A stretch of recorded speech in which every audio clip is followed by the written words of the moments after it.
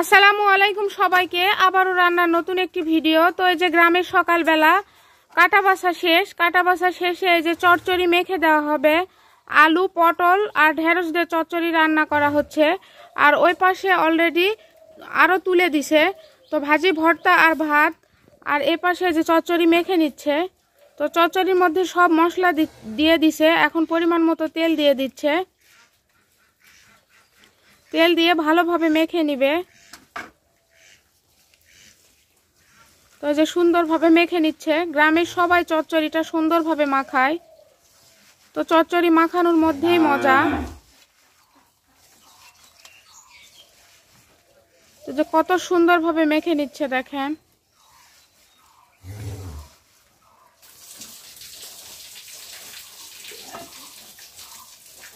তো যে আলু পটল ভালোভাবে মেখে নেওয়ার পর ঢেঁড়স দেওয়া হবে।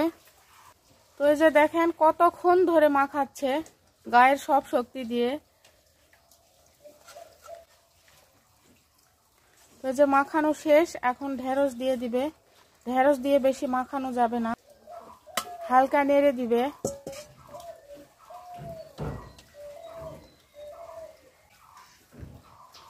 তো এই যে মাখানো শেষ, সামান্য পরিমাণে পানি দিয়ে নিবে।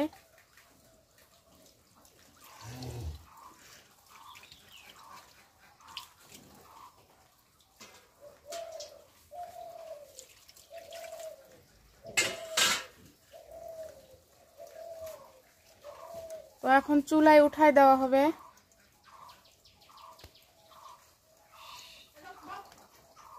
তো যে চুলায় উঠাই দিল। 3 চুলায় রান্না হচ্ছে। ভাত, ওই পাশে ভর্তা, ভাজি ভর্তা আর চচ্চড়ি রান্না হচ্ছে।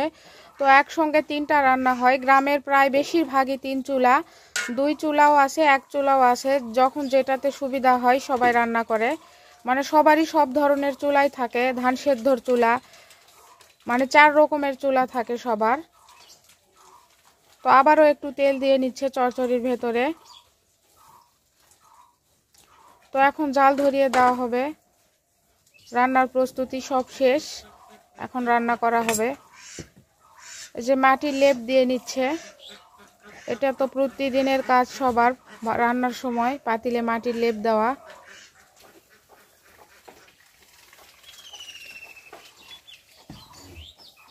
তো এই যে মাটির লেপ দেওয়া শেষ, এখন জাল ধরিয়ে দেওয়া হবে। তো এই যে রান্না প্রায় অর্ধেক শেষ। এই যে ভর্তাটা ভেজে নেওয়া হচ্ছে। ভেজে নিয়ে পাটায় বেটে ভর্তা করা হবে। ওই পাশে ভাতও অলরেডি হয়ে যাচ্ছে। আর যে এই পাশে চচ্চড়ি হয়ে গেছে।